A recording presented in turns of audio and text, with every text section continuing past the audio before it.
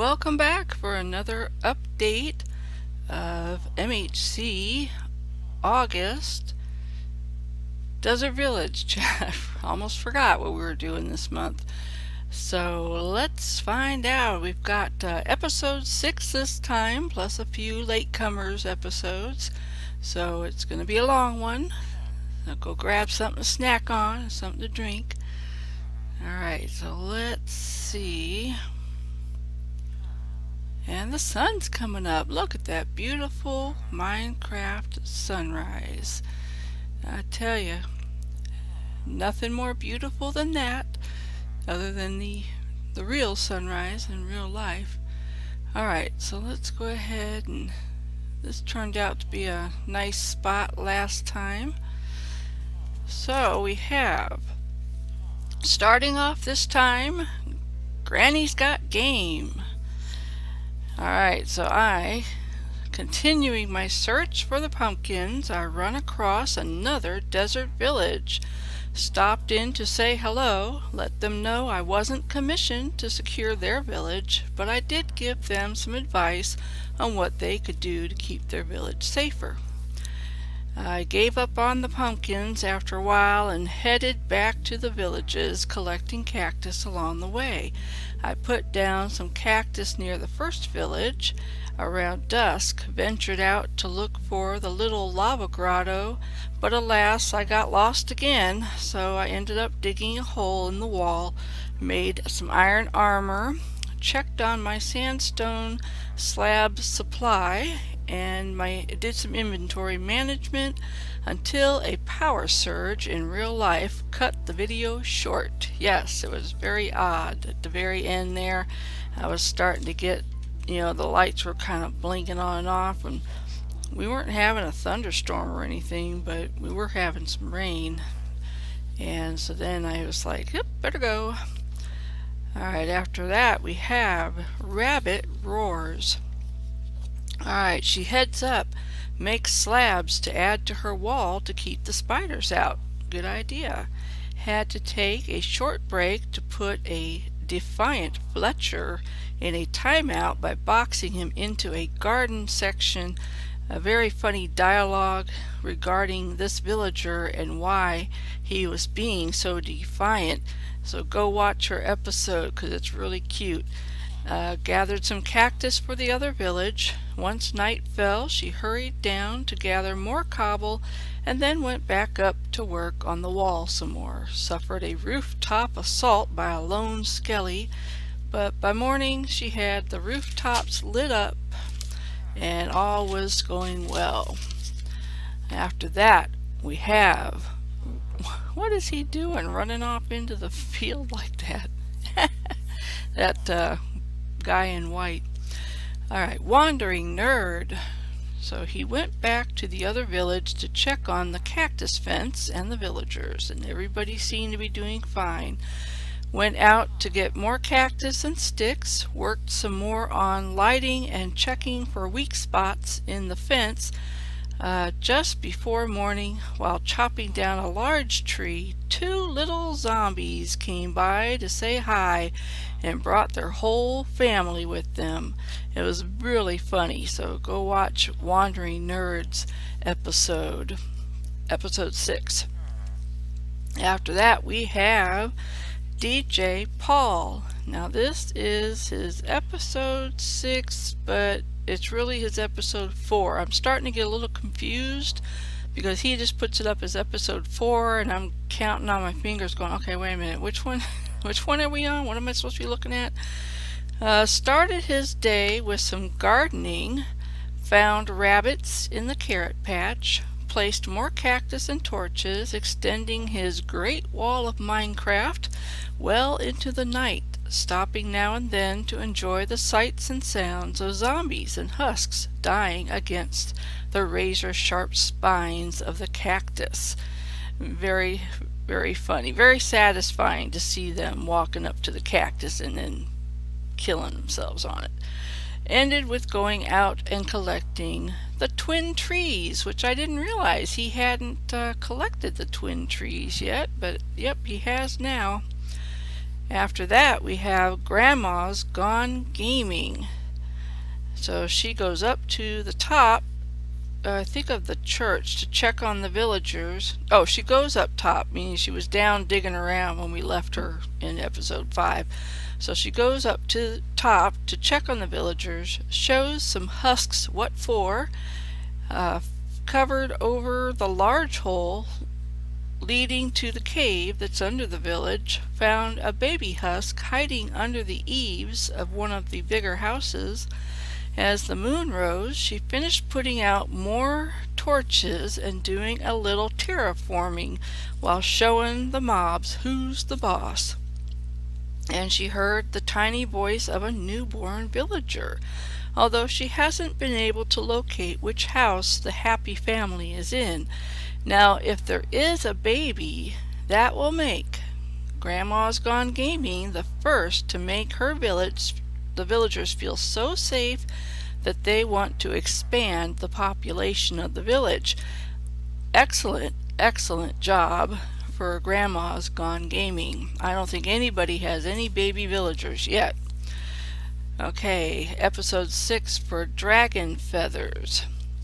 Heads back over to the village and puts up some walls. She lit up the outside of the wall too. Now she did it for a little section, then she went back on inside again, but I was thinking, that's a really good idea to light up outside too, because then you keep the mobs, the chances of them coming up around the fence line, it should make that, less chance that would happen.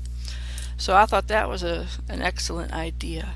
Had to have a stern talk with Harold about the dangers of the desert. She got the wall up just as the sun set, but a couple of villagers ran outside the walls. I think one of them might have been Harold. Had a very comical moment around 1632 with some zombies and a villager outside the wall by the church. Yeah, that was funny. Y'all need to go see Dragon Feathers episode number 6, because that was pretty funny. It was like, those stupid husks. So then after that, let's see, by sunup she had everything safe and sound, except Harold, who was still roaming the desert outside of town. Yeah, at the very end she's saying goodbye, and you can see the little villager running around out in the desert. Okay, after that we have Baker Belle. She did a perimeter check, found a lone husk, and escorted it out of town. She finished putting the fence up and released the villagers. Great job. I think she's one of the first people that had locked the villagers up to actually let them back out again. While the villagers were playing in the garden, Baker Belle lit up the rooftops, and then she ran over to the other village, stopping briefly at the tree farm. She makes it to the other village as the moon was rising, does a quick run through checking on the villagers, and then set up a small base and made tools. Ran out to find coal, and guess what she ran into? The ravine. So yeah, she was, I guess, digging down. I think it was starting to get dark, so she decided to go ahead and dig down a little dirt patch near the riverbed, and she ran into that ravine that everybody's running into, and I think it's the same ravine for everybody. I mean, I'm not sure. I'm speculating, but let's see. So she ran into the ravine. Where was I? I just lost my place. Makes it to the village. Checking. Okay, ravine. But she decides to turn right instead of left and kept digging, which ended up being a great idea as she found a large section of coal, ran back to the village in time for breakfast with a baby husk, but he got indigestion and died. Yeah, that was funny. So go watch Baker Belle's episode 6. Matter of fact, just go watch everybody's episode 6, because everybody's having funny things happen. Episode 6 for Honeysuckle started her day off with a bang, as she was shoeing some husks and a creeper hanging on the butcher's fence. finished lighting up the town, extending the height on her existing fence. I think she's doing cobble wall. Spends the evening cooking iron and digging for more resources. She gathers up her courage and ventures past the lava pool, but still erring on the side of caution. She passes on 2 more caves that she found, but she finds lots of coal, redstone, and diamonds. She found so many diamonds at the 15-minute mark. By morning, she had 12 diamonds. Now, the question is, will she use the diamonds to make the villagers a sparkly disco ball to hang above the town square? Or will she make herself some shiny armor to blind the mobs as she hunts them down under the bright desert sun? We'll have to wait till episode 7 to find out. So now we have Tim Obert. Now Tim Obert was a little late bringing in episode 5, so we're going to start with his episode 5. Tim Obert, Captain Hook. He gathered up the last of the coal. He heads up and does some home repairs, adding doors to some of the houses, goes over to the other village, found the dungeon, raided on the way, raided the good stuff out of it, and then sealed it up. Once at the other village, he caught sight of a group of friendly village rebels, lit up the village, and put up some more doors over there, working well into the night. He took a snack break on top of one of the houses, getting an excellent view of the lit pathway and the glowing lights of the neighboring village under the full moon. By morning, he had everything lit up. Yeah, he's using a shaders pack, and man, that full moon looks really pretty at nighttime. And so, of course, the glowing from the torches is just so rich. And so, yeah, so that was a nice little thumbnail picture, him looking out over into the distance there. And now, episode 6 for Tim Obert. He headed back to the other village, placing torches along the way. Failed the sand test in the most spectacular way. Yeah, you gotta go see this, because he's digging this. Yeah, I guess he was digging a bush, I think, because he was collecting bushes, or he was just digging sand. I forget exactly what he was doing. But he digs this piece of sand, and of course the sand collapses underneath him, but it also, well, you're just going to have to go look, because it was really cool. So go watch Tim Obert, episode 6. And it happened pretty early in the episode. He armored up, put on some more torches, and headed down into the mine to find some more coal, which he did find, along with some quiet caves and the quote-unquote ravine. I'm certain it's the one that everyone else has been coming across. So that was kind of where he ended that, and so he's still kicking. So then we have John Fall 92. Now John Fall got a couple episodes behind. I was starting to get worried about him, because I was like, I know he hasn't died yet, and but he hadn't released episode 4, so I was like, so episode 4 for John Fall. Heads up and over to one of the villages, gathering sticks along the way. He starts laying down the cobble walls, does some harvesting in one of the gardens, or I think it might have been all of the gardens, puts down torches, makes a couple of golden carrots. I think those are Pigu's favorite snack. He might want to save those for the base race. I don't know if John's still doing the base race. I know I didn't see him. I don't think I saw him last month. But this month we've got Pigu for our August mini base race, and yes, golden carrots are his favorite snack. Switches to sandstone walls, and when the sunset he heads off into the desert and back to the caves, where he finds more gold and diamonds. By morning, I tell you, I don't call him the ore magnet for nothing. This guy, if there's diamonds out there, he's gonna find them. Fantastic job.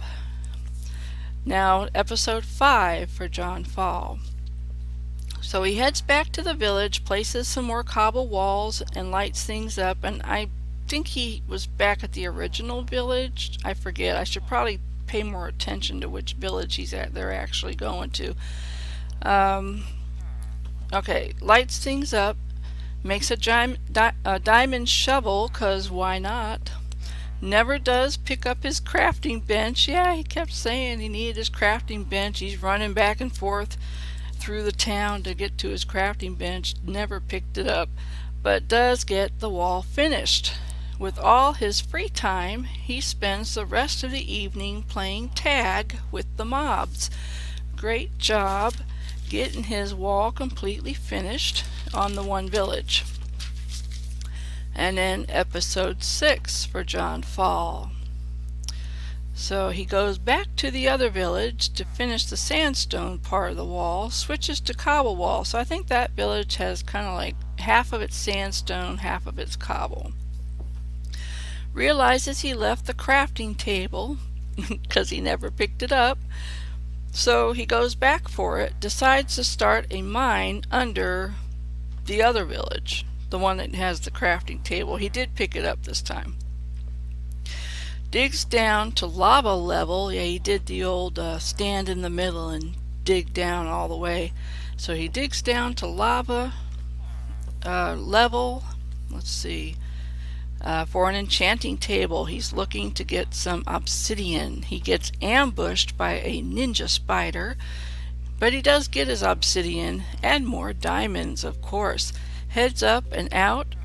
I noticed he did not plug that last hole when he pillared back up. He left, you know how you usually get to the top, you plug up both openings, right? Because you only pillared up on one side. He left it open. So I'm waiting to see if he accidentally steps in it. So he left the, yeah, hope he doesn't fall in it later. He plays some more with the mobs before making the enchanting table in the library. Yeah, he did a really cool thing to set that up too, so don't forget to go watch John Fall's episode 6 to see what he did. Realizing he left his lapis at the blacksmith's at the other village, he makes a risky run over to pick it up. Excellent job, John, for making it through the desert and not getting killed. Then we have Lorelei. Lorelei's episode 6. She managed to get it in there right under the wire. After finishing the larger village, she heads out in search of the pumpkins, collecting sticks and iron along the way. Following the river to the left. See, I don't know why I didn't think of that. Go the river and just follow the river. Eventually you're going to run into it, right? To the left, and she finds the pumpkins just as night falls. She digs down to find the last bits of iron needed for an iron golem. And fantastic job. I think she may actually do it. Does her luck run out as she finds the last few pieces guarded by a skeleton? Shortly after the 14.32 mark, go see it right around the 14.5 minute mark. Go see what happens to her, because the skeleton is just, he's got a keen eye for being in such a dark cave. That's all I have to say. So that, I believe, is everybody for episode 6. And then of course we caught Tim and John's extra episodes that they hadn't gotten in yet. So yes, so I just wanted to say I am really having a good time doing these updates. And I apologize I don't get them out right on time, but work has been extremely hectic. One of our girls in the billing office is on maternity leave, so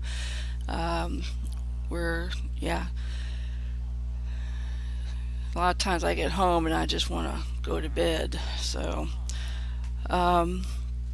So I wanted to extend the invitation again. I don't know if anybody saw Honeysuckle's, I think one of her last updates that she did for last month, she mentioned about trying to, divvy up these updates between the group of us, because there's like, when we first get started on the month, there's usually really close to between 15 and 20 people that play. Now this month some people didn't play, and then of course some people died right away, and then some people had some computer issues and couldn't continue. But even if it's just somebody takes 2 or 3 off the table, and that's a big help right there. And then if we get a few people that each take 2 or 3, then that's would be fantastic, and then we could get them all out on time, and it'd be neat to hear everybody's different viewpoints on different episodes and things like that. And so what Honey and I had been talking about was getting together, divvying up the list, getting together on our Discord channel, MHC Discord channel, and then just kind of doing like a little podcast roundtable type thing.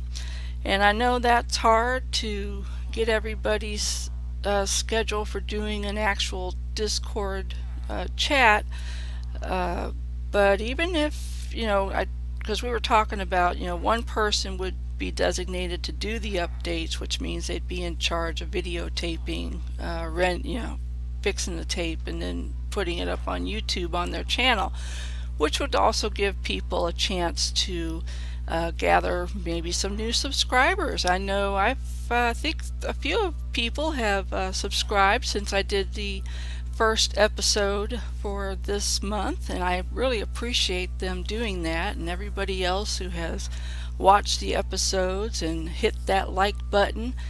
Which reminds me, don't forget, when you go watch everybody's videos, be sure to hit that like button and give them a big hug for their efforts.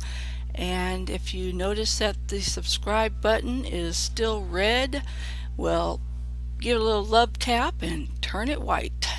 And so so even if people, whoever was in charge of the video for that, or the updates for that month, technically you could get together with people at whatever time is convenient for them to do their little update part. And you'd have to put it together in editing, but I don't think it'd be too hard. So I'm willing to do that, and I'm thinking of volunteering to do updates for September. So if anybody would like to hop in there and share some of that, and even if you don't want to do more than 3 or 4 the whole month, hey, that's still helpful. So give it a thought. I guess put comments in Discord. It'd probably be easier than putting them in the video here, although you can put them here. So thank you for letting me stand on my soapbox and make my plea for some the chance to make this truly the update part a community effort. It's a lot for one person to take on, so I don't know how Michael did it as long as he did by himself, and sometimes our list got really high, especially last year. So so I will see you guys in the next update, which hopefully I'll have out.